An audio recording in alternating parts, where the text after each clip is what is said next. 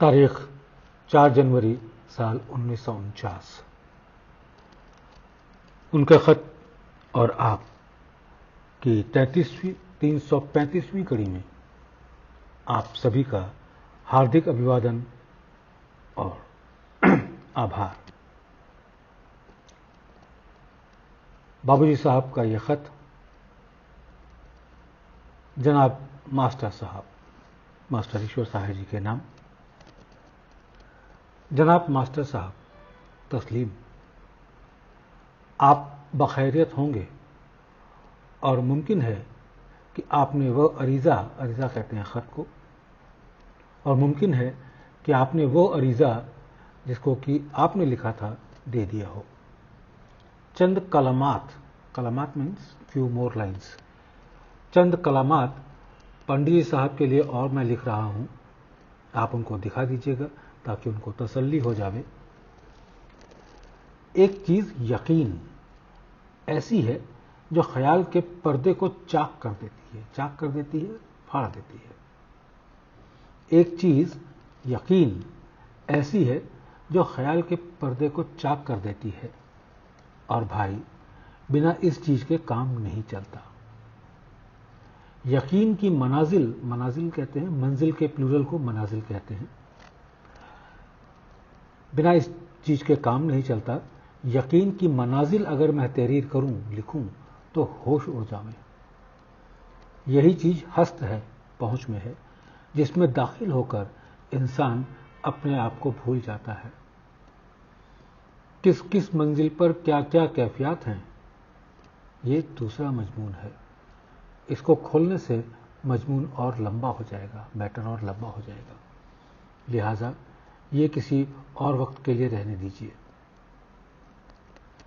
अगर हमको किसी पर यकीन है तो चीज देखना लाजमी है, जिसका सोहबत से पता चलता है कि आया ये शख्स इस काबिल भी है कि इस पर यकीन किया जावे।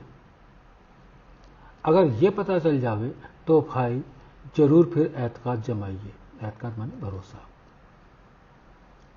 ईश्वर को मैंने देखा नहीं है, उसकी कोई शक्ल नहीं, ना कोई रूह, बस इस यकीन के सहारे हम चल रहे हैं।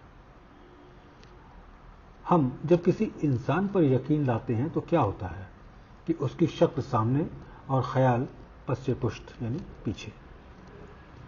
अगर वह इंसान जाती हैसियत से चिपका हुआ है, जाती मीन्स असल, अगर वो इंसान किसी जाती हैसियत से चिपका हुआ है तो हम भी किसी न किसी हद तक जरूर चिपक जाते हैं। अगर हम ऐसे इंसान से निस्बत नहीं जोड़ते तो खाली चिपकना मालूम। इसलिए हर लिहाज से ये बात लाजिम आती है कि जिसको हमने देखा है और अगर उसकी निस्बत भी उससे जुड़ी है तो हम उससे संबंध या निस्बत जरूर कायम कर लें। ये रूहानियत की पहली सीढ़ी है, आध्यात्मिकता की पहली सीढ़ी है।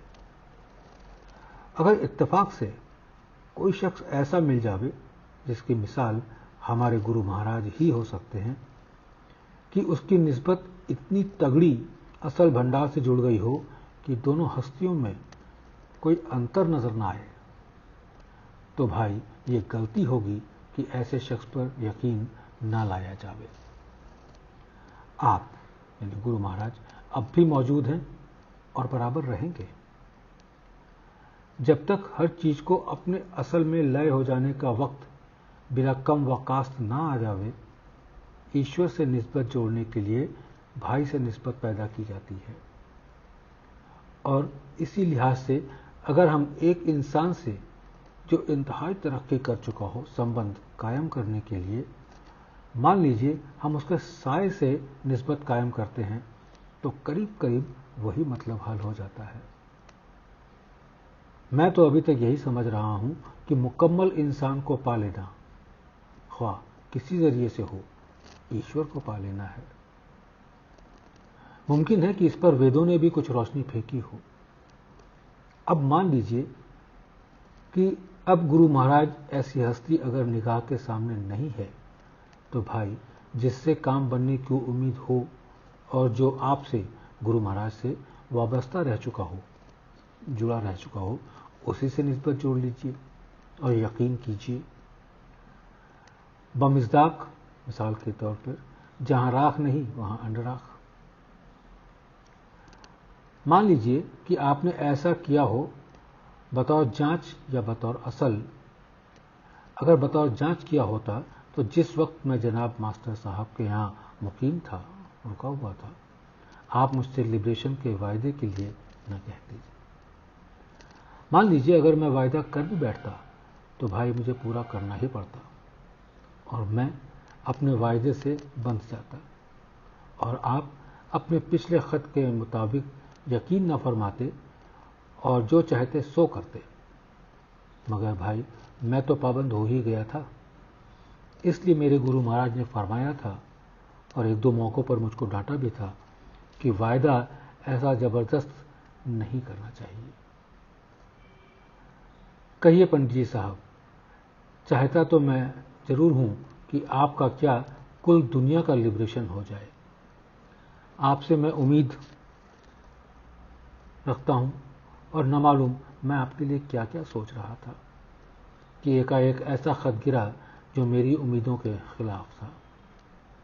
इसलिए आप अगर तारीख वार अपनी डायरी लिखा करें, मगर मुख्तसर तो बेहतर होगा।